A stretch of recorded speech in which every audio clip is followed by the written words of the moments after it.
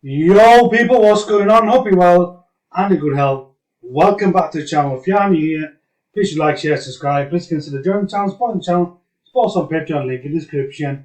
And also consider joining the channel, costs less than a cup of coffee. Just click the join button on YouTube. And if you are watching us on TikTok, please head over to YouTube as well, Road to Empire Podcast, and also subscribe there. Okay people, right now we're going to check out this article by How to Beast, and it's entitled How to Be More Masculine. That's big five there, 5 alpha male traits. So let's take a look. Okay, so it says here, lots of men in the 21st century society are questioning their masculinity. Now that is bang on, because we're seeing a huge crisis in masculinity issues with young men in particular, right? A drop of testosterone. So obviously a lot of people are living a sedentary lifestyle, on the laptop at home, not getting enough sunlight, vitamin D, not getting out and about, not, moving and that kind of stuff. And testosterone levels have gone from here, post World War II, all the way down here, in today's society, contemporary society. That is something that we need to be questioning and take a look at, right? And we need to, be aware of this so that we can actually start to build our testosterone levels back up to the sky, to the roof, so we can get fit, healthy, and strong. Right, let's check out some of the traits of the alpha male. By the way, you don't need to be a alpha male, right? You just have to have some of the traits so that you can get by in life potentially. So, one of these is challenging yourself. So recently I've been talking about getting into the gym after several years, with the COVID lockdown, being out of shape, trying to get fit. And like I said previously in one of the previous videos, I had issues with testosterone. My testosterone levels had dropped. So I took some blood tests at the doctors and they told me that my level was lower than what it should be. That's why I've been back in the gym, training hard, trying to get fit, healthy and strong, right? So I'm challenging myself to be the best version of myself, to be all that I can be, right? And you need to consider that as well in terms of your own life.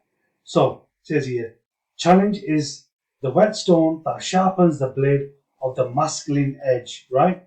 In fact, challenge is the drive forcing behind the success of the human race, from building massive skyscrapers, creating enormous tech companies, to starting wars in an attempt to conquer other nations. I mean, if you look at ancient history, you had people who would, come up against great mammoths, just to eat. The hunters would, try and hunt those mammoths. They'd use spears, various tactics, work together in teams and bring the mammoths down so they could eat, use, the wood potentially for clothing and so on. They work together in teams, right? Nowadays we're lacking that brotherhood, right? We're lacking other men to work with. In schools we're taught, do your exams, start by yourself, work by yourself, individuality. What about collectivism, right? Society has moved towards individualism. When I was younger, there was a lot more collectivism in society. Now it's a lot more individualism. I, me, myself type, kind of mindset. And that's affecting men. And it's pretty much destroying men. We need to band together as brotherhoods, right? And actually do something in terms of whatever kind of aspiration, goals, objectives we might have. Okay. So it says here, also here's another factor, a fact that's not very well known. Most of our ancestors are women. That, means most of the men who lived in history didn't get to procreate, right? So there you go. Then it says men back then instinctively knew this. So what do? They improve themselves so they'll have a better chance to pass on their genes, right? And find life partners and so on. They became tougher, rougher, more mentally sharp and aware, right? They're the ones who stepped up to the challenge of life and developed a strong internal, focus of control and locus of control. As a result, they basically were able to have sex with women and then have children, right? Procreate, basically, right? Now, if every man who ever lived reproduced, all the population would have extinguished the human race long ago, with the resources and potential lack of and so on. Okay, so let's take a look at number 2. Right, become self-reliant, right? This is one of the traits that we need in terms of getting there, in terms of being alpha male, or just not necessarily being an alpha male, but just being more masculine, right? Having a focus and a centralized idea of masculinity. Become self-reliant. Do not rely on others, right? So some people, for example, I recently heard about somebody in the local area who'd worked for like 20 years. Unfortunately, they became ill. They had some kidney problems, and they lost the use of their kidneys. So now they're in serious health issues, and they're not getting welfare. The local kind of offices, municipalities not giving them welfare for some reason, whatever it might be or another. You think about it, right? Person's worked for like 2 decades, 20 years, and now that they're ill and they can't work, they need help. The doors are closed on them, right? Regardless of whatever the reason might be. This could be you, it could happen, right? Prepare and plan for the worst. Even if it doesn't happen, that's fine. At least you're prepared and you're aware of what's going on, right? So, it says here, in traditional societies, men were the primary breadwinners of the home. It was rare to use too much outside assistance to help provide for the family. This obviously isn't the case anymore, but self-reliance is still a heavy part of the male psyche.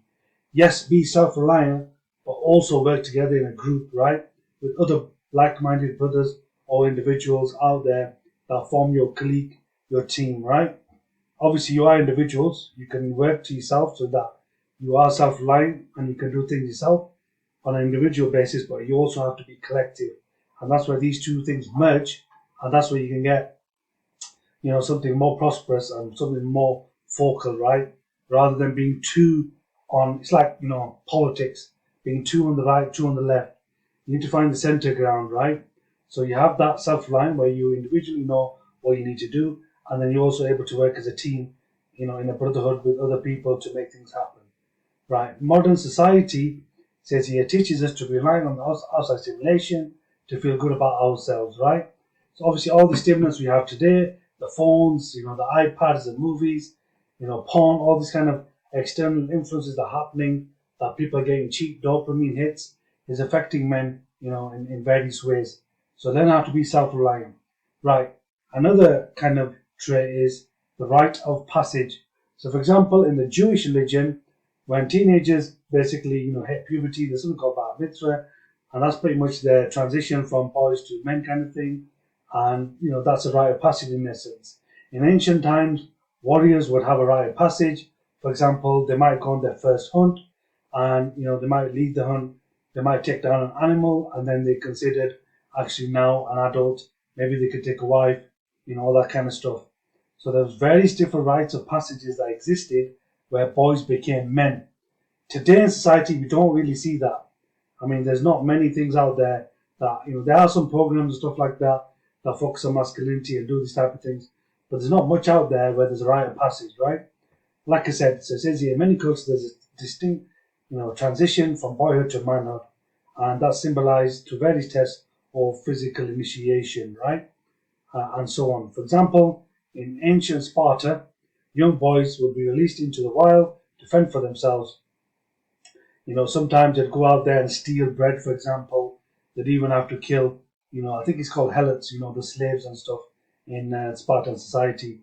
They might even have to take one of those guys out. So it was rough. You think today's, life in downtown London or urban life, whatever it is, or downtown LA is rough. In those days, it was really rough, right? So that's one of those things, rite of passage.